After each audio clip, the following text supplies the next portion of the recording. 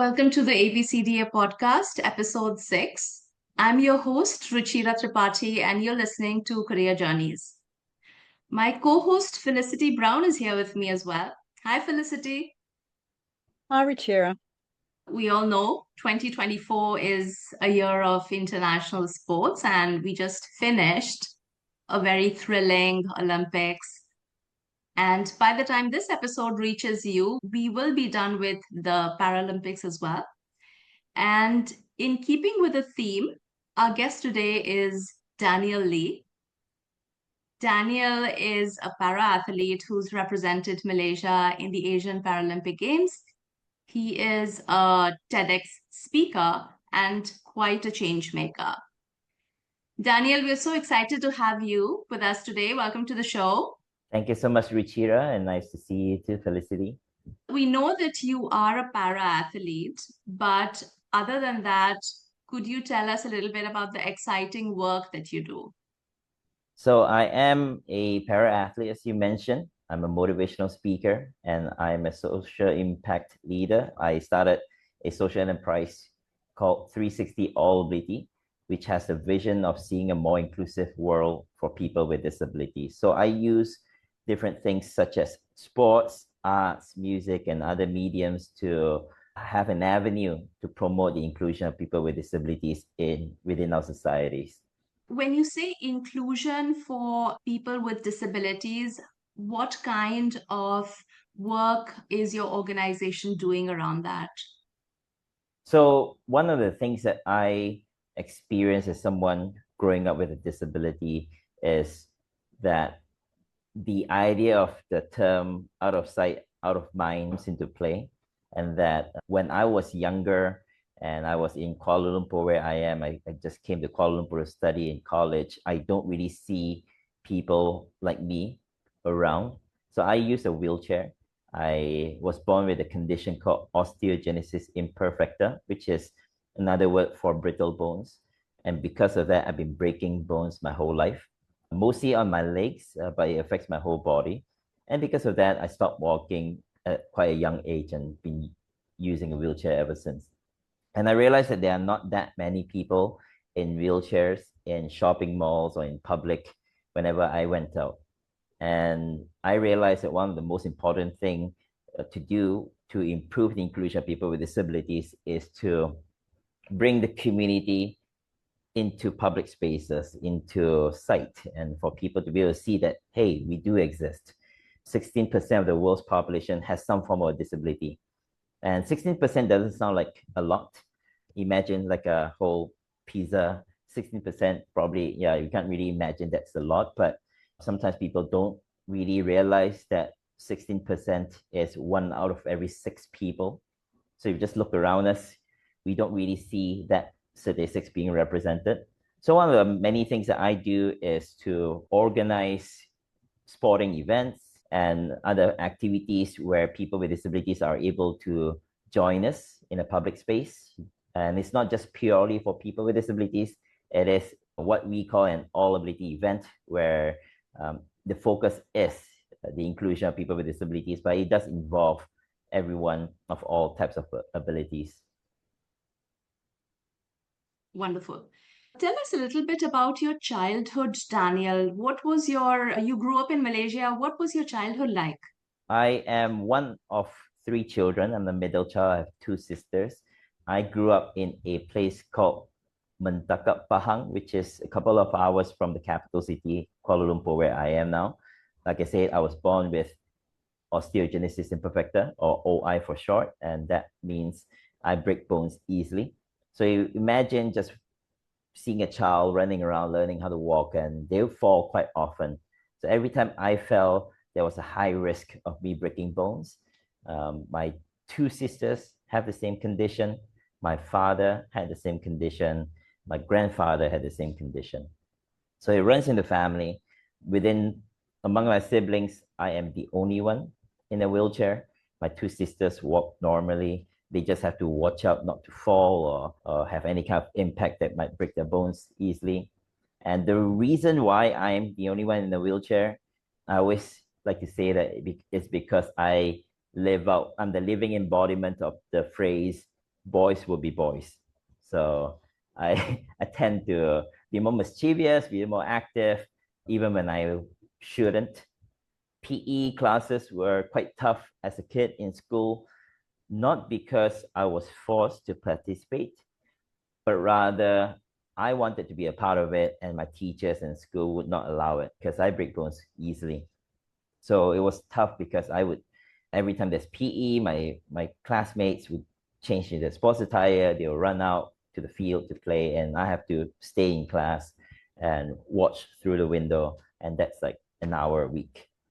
And I've been breaking bones my whole life, so much so that I stopped walking at the age of 3. And I have no memory of myself standing up or walking as a kid. I only saw pictures of myself doing that. And we grew up in a rather low income family.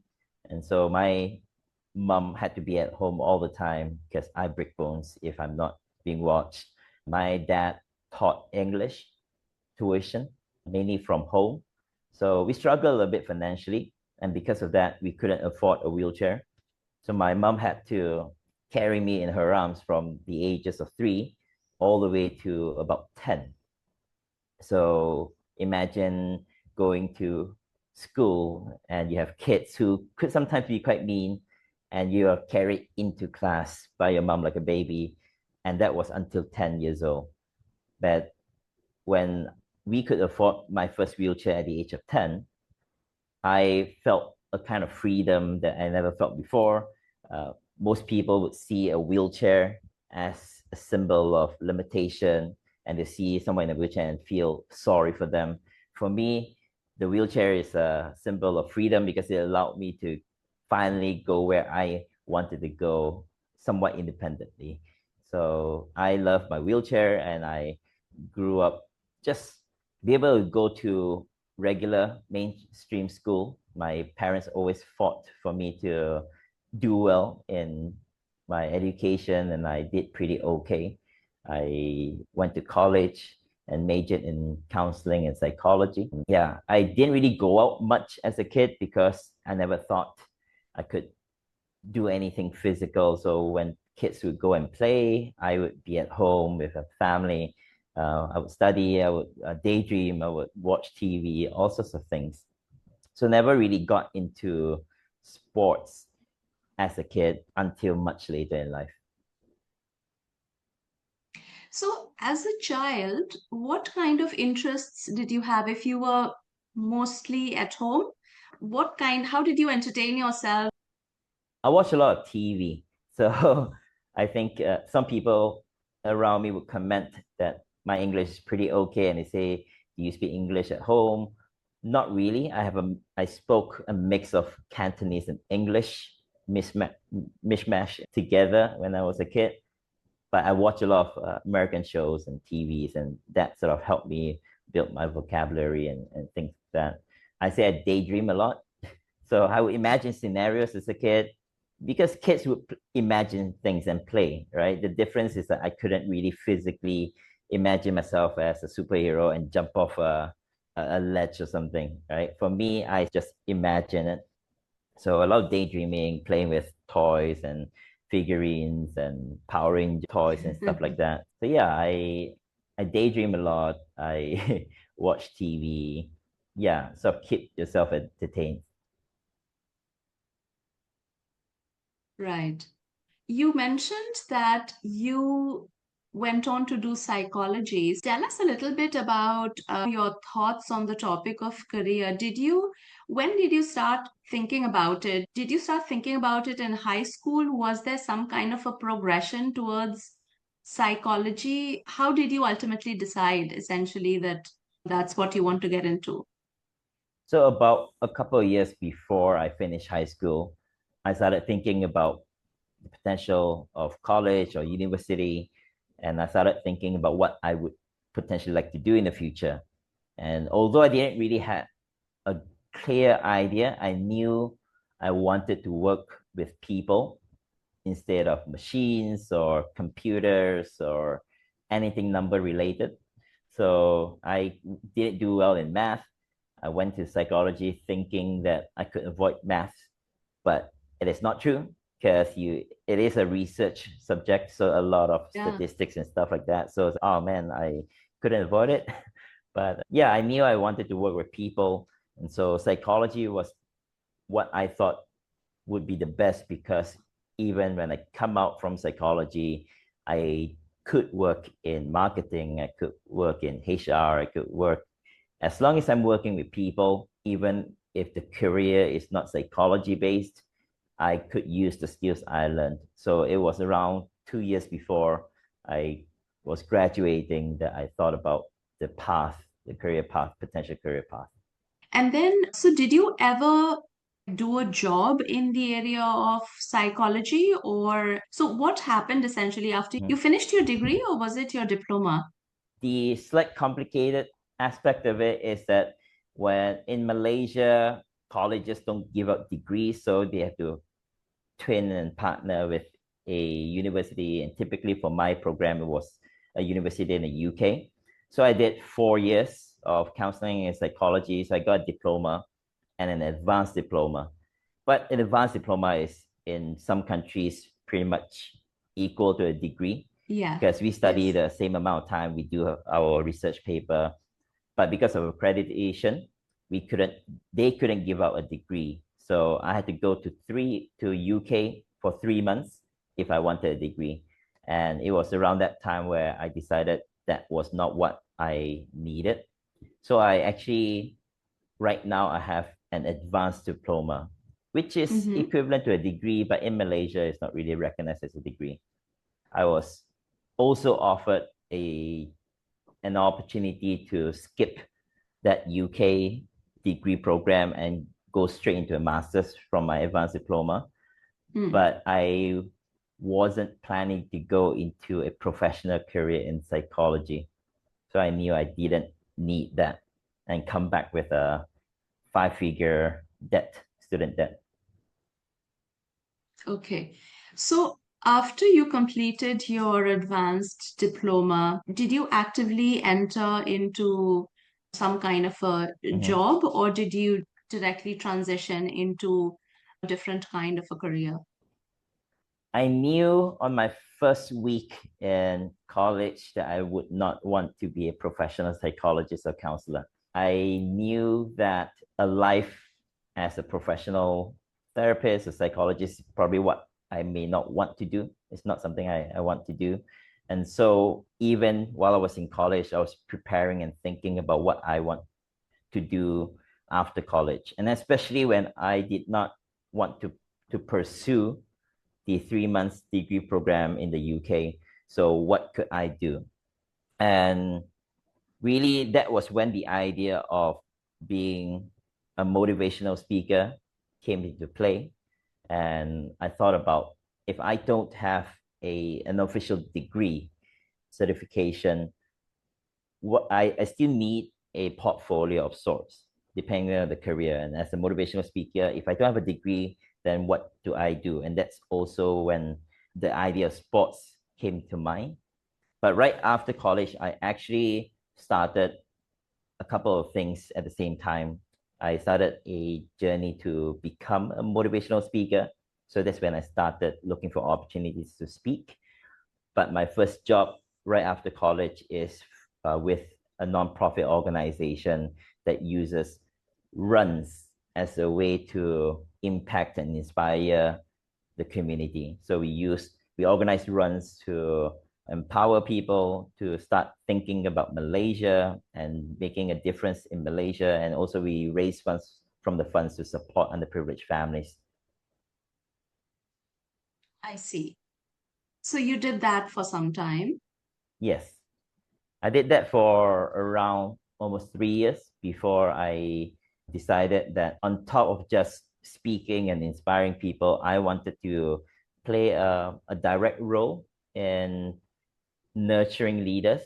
So around that time, I decided to apply for a job in a leadership development company.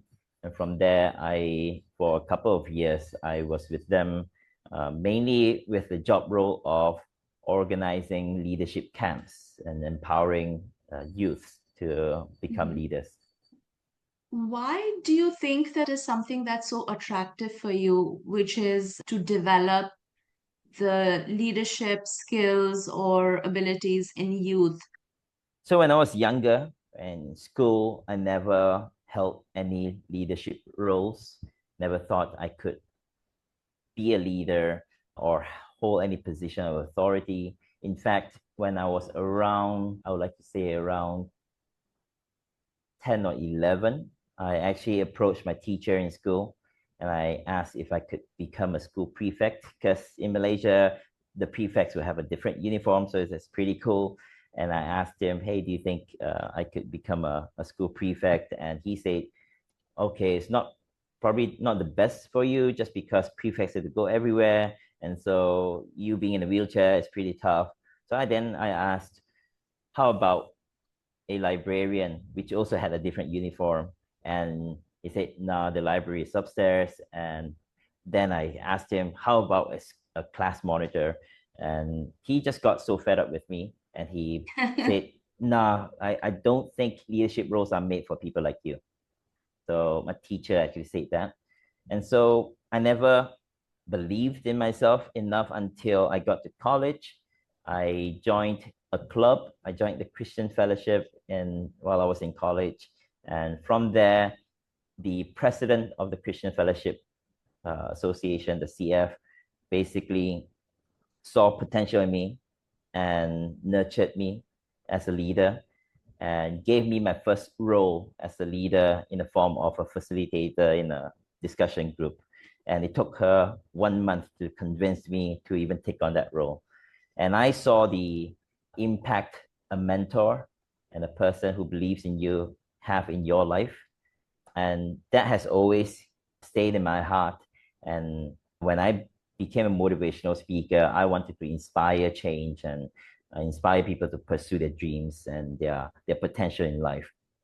Mm-hmm. And so as I do more of that, I realized I want to be more involved in having a direct impact in mentoring, nurturing someone as a leader.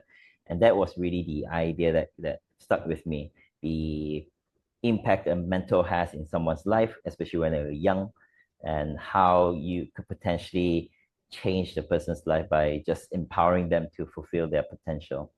Question for you, Daniel. And I loved what you just said and how challenging it was. You wanted to be a leader from when you were young, and unfortunately you were given all the messages that wasn't for you. So great that you were able to do that and become a motivational speaker. And I'm really interested when you said the journey to become a motivational speaker. I don't know there's any set career progression around achieving that. Mm-hmm. I would like to hear more about how you did manage it, becoming a motivational speaker. Yeah, when I was in college, I couldn't imagine myself doing public speaking. I couldn't speak in a group of 5 even. But like I said, that the president of the CF, who nurtured me as a leader, gave me opportunities to lead, and at some point became the vice president of the Christian Fellowship. In my second year, I realized that whenever I spoke, people listened. And that sparked something in me and got me thinking maybe I have some sort of a talent or gift in speaking. And so I started speaking while I was in college in small groups and in churches who wanted to get me in to encourage the youth. But as I graduated from college, I wanted to do it more intentionally. And so I started building a portfolio, a one pager of my profile and my experiences. It was around the time that I got into sports as well. And I'll tell you more how I got into sports later. I got into marathon running with my wheelchair. So I started with 10 kilometer to 21 half marathons to full marathons. And at some point I did a 100-kilometer ultra marathon to raise funds for charity for a local school in Malaysia. And really building a portfolio, because I think a lot of times when you think about a career path, you think about the certifications that we need, and a degree or master's or a PhD. I knew that I wasn't pursuing the 3 months in the UK. Technically, I don't have a degree and therefore would be disadvantaged. And therefore, in my mind, I have to build a different kind of CV. I got into sports partially because I wanted to challenge myself physically, mentally, emotionally, and see how far I could go. But at the same time, I wanted to inspire people. So whenever I would join a run, people are inspired and I encourage them. So I use that as part of my quote unquote CV, my resume, all the runs that I've done, and really the turning point of the 100-kilometer that I did. It allowed me a portfolio that not many people have. Someone growing up with a disability to whom sports is virtually impossible, but I overcame that and am using that to inspire people. And so really it is thinking about the portfolio and your resume based on the career that you have. So not just blindly following the path of getting a degree or a PhD just because everyone's doing it, but being intentional in getting those qualifications and milestones as part of boosting your career path. So as a motivational speaker, I use sports as a way not to just to challenge myself, but to as my portfolio. And I just had the opportunity to speak to schools, and from schools to universities, and from universities to getting my first corporate engagement. And now I speak constantly to corporate companies and some of the biggest companies in Malaysia.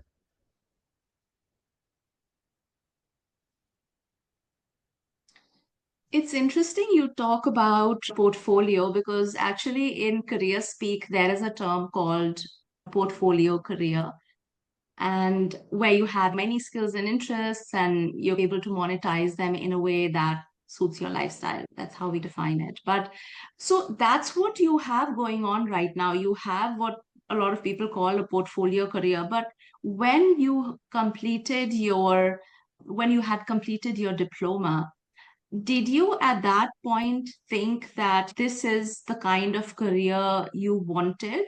Or it over the years things flowed naturally and this is where you ended up with where you have different areas that you are working in, you're interested in all of them, and each area flows into the other.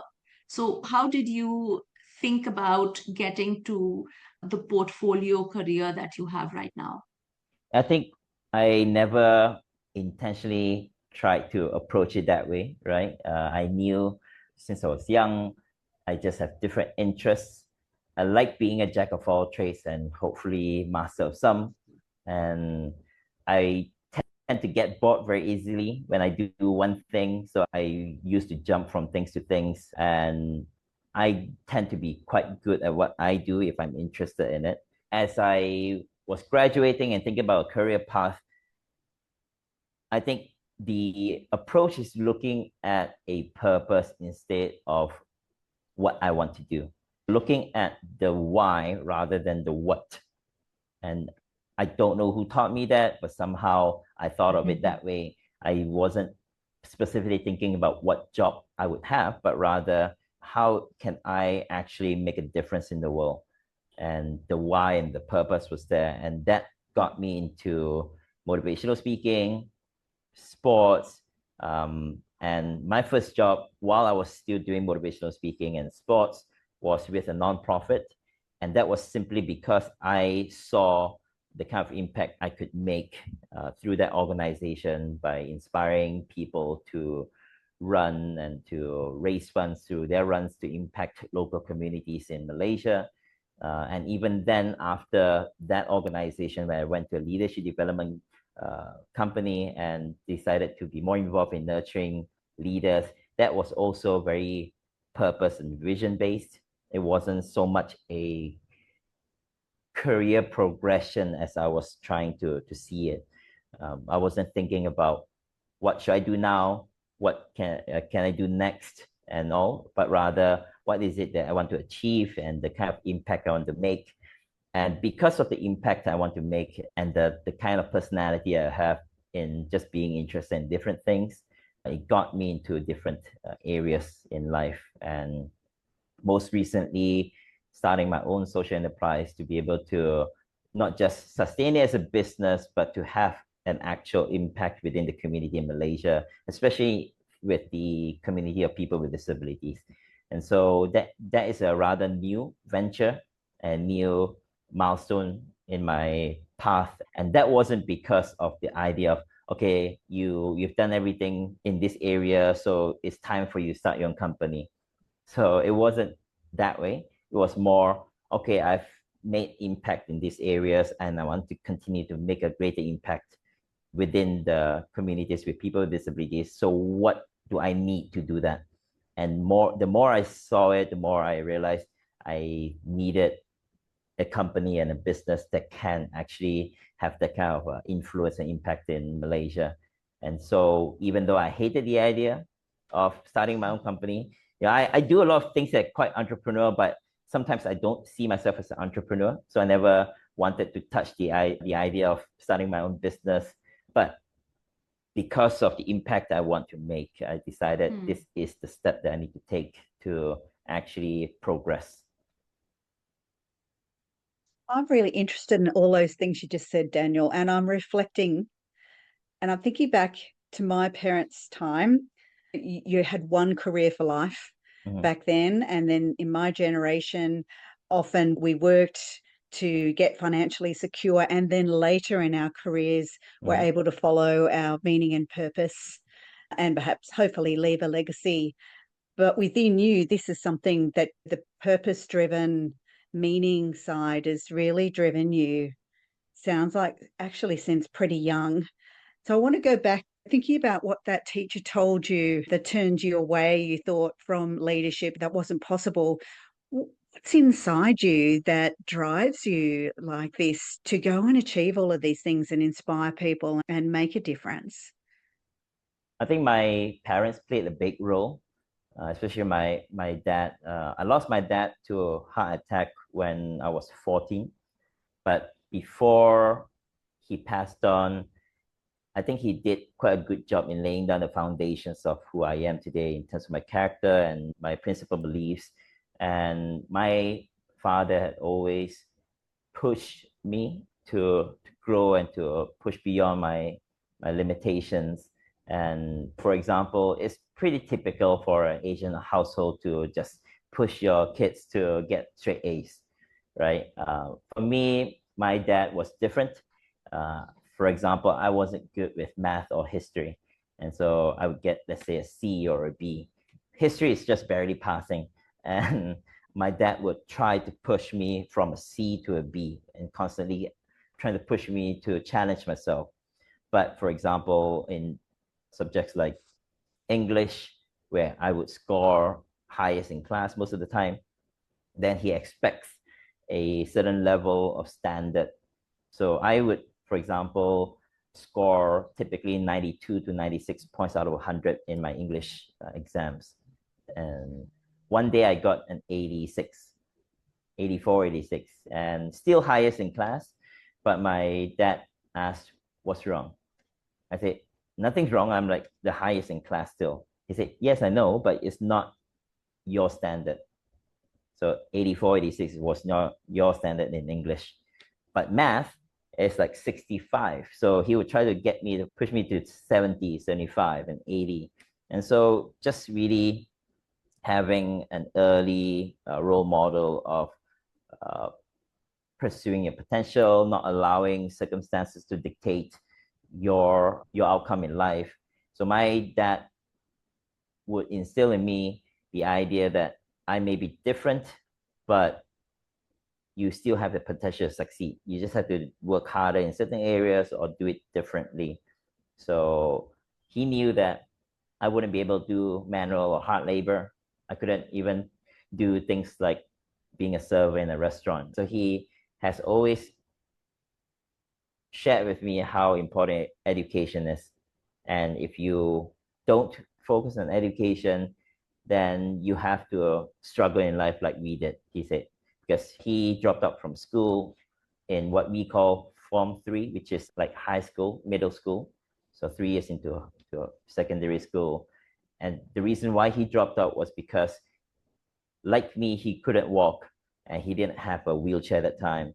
and his friends had to carry him everywhere in school, and he felt like a burden, felt like a failure, and so he decided he was embarrassed and he didn't want to go to school anymore.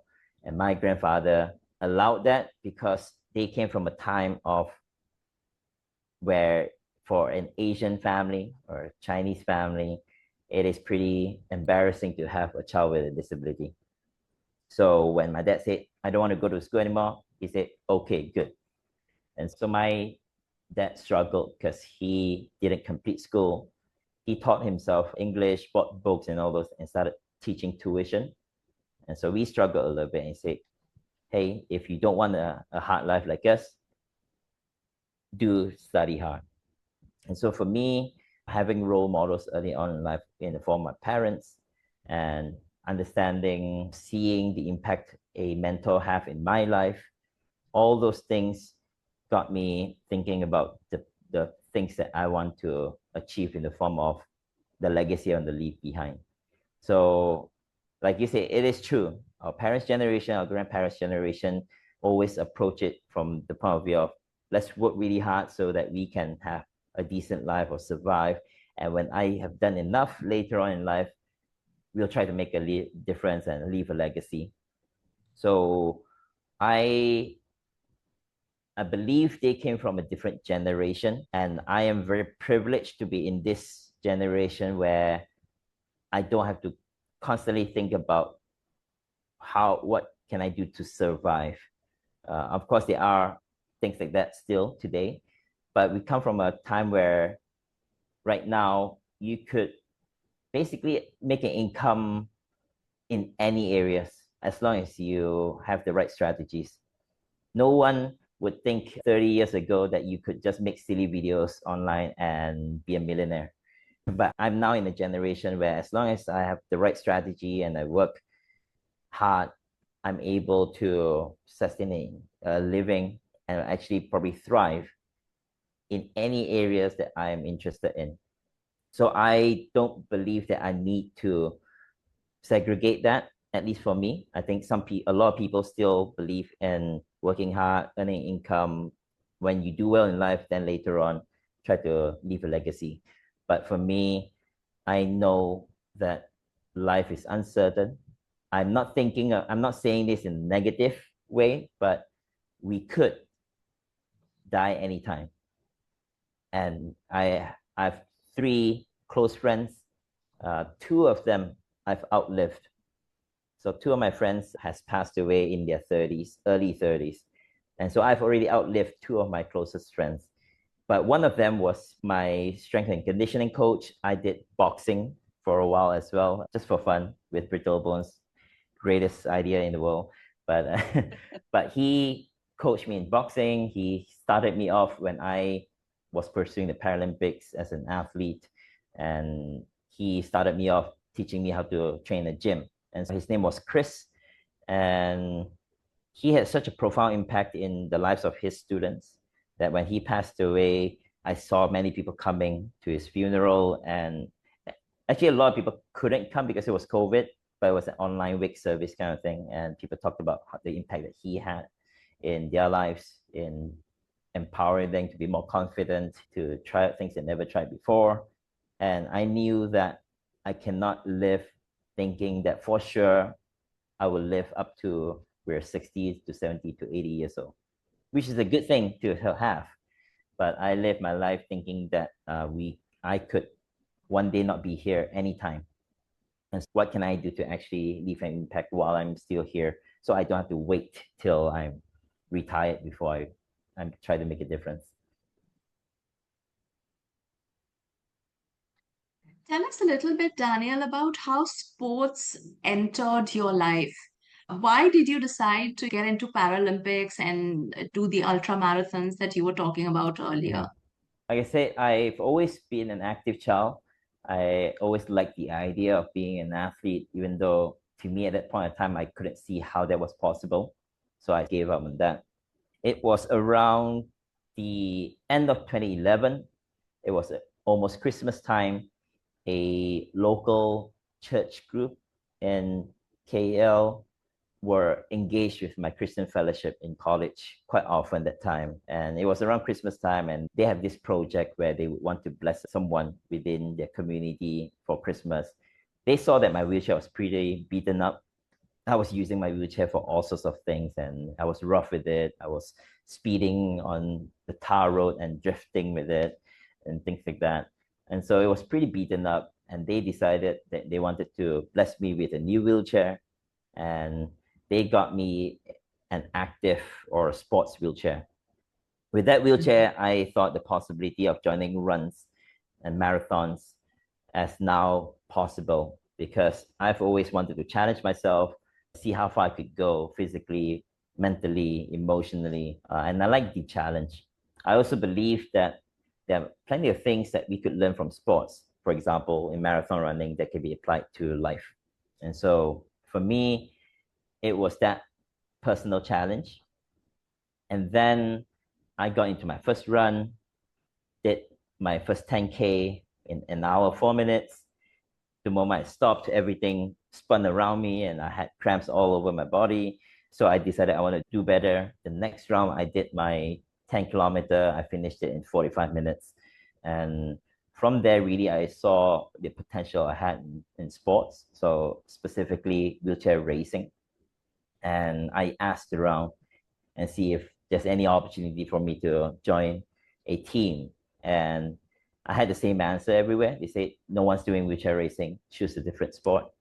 I was pretty disappointed, but one day my friend introduced me to the sport of sitting volleyball. So sitting volleyball is not done in a chair, it's done on the floor. I wasn't sure about doing sports with a fast-moving ball when I have brittle bones. I tried it out and felt that I could take the impact from a volleyball and had a natural talent for it. And so I got into the state team a couple months later and represented Malaysia a year plus later on. But later I decided that I want to still pursue wheelchair racing. And so I retired from sitting volleyball after the Asian Youth Para Games. And while I was doing, and after my job with the leadership development company, I quit that job to pursue the Paralympics and as a wheelchair racer. From there, I've been pursuing it for the past few years. It's been tough because I've been the only wheelchair racer in Malaysia trying to pursue that sport. It's a very expensive sport, and also there's no coach in Malaysia. So I had to self-fund everything, I had to self-learn everything. I was aiming for the Paralympics this year, but could not qualify in time. And a couple of months back, I made the hard decision to reevaluate where I'm going and my goals, my Paralympic vision. And I made the hard decision to decide to change sports. So I went from sitting volleyball to wheelchair racing to now, to have a better chance for the next Paralympics, I decided to go into wheelchair fencing. So Fencing, did you say? Fencing with a sword. Yeah. That's partially because I did boxing for a while and I like the idea of combat sports. I would not be able to do boxing competitively because at some point there's so much I can reach. There's only a certain level I can reach with my condition. And so wheelchair fencing is probably the closest thing that I can do in combat sports. And I found an association, the Malaysian Disabled Fencing Association, where they have a coach, they have a manager, they have a president of their association. So I could actually just focus on being an athlete instead of trying to be an athlete, my own manager, I need to look for sponsorship, do all sorts of things on my own as a wheelchair racer. I wanted to ask a little bit about the ecosystem, because when you were talking about your journey through sport and you mentioned that it's a bit of a struggle with respect to sponsorships and other things. And I was thinking, when we think about athletes especially in the popular sports, they have, apart from the earnings here and there and the sponsorships, they get, for example, brand endorsement through which they can earn or support their expenses, Mhm. plan for their life after sports and stuff like that. So how is the scenario with respect to with the para athletes when, especially when we talk about the Asia or the Southeast Asian regions? Do you have an idea on that? I think there are some sports that are supported under the national sports body. So they have a team, they have a coach, they have a program in which you could join. And so they would pay you a small sum of like an allowance every month and cover all the costs of your accommodation, food, and training. So that's an option for some sports in Malaysia. For the sports I chose, nobody is doing it in Malaysia. So there's no program, no funding Hmm. put into that program for wheelchair racing. And now for wheelchair fencing, I am still, although they have an association, it's a newer association and it's separate from the national sports body. So they don't really have all the funding as well. And so I, as of right now, throughout my career as an athlete, everything has been self-funded or I had to look for my own supporters.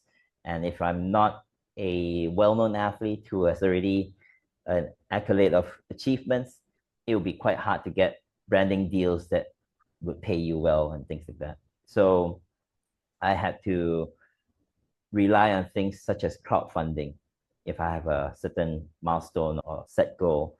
So getting the community together to support a vision and my journey to achieve a certain milestone has been my strategy.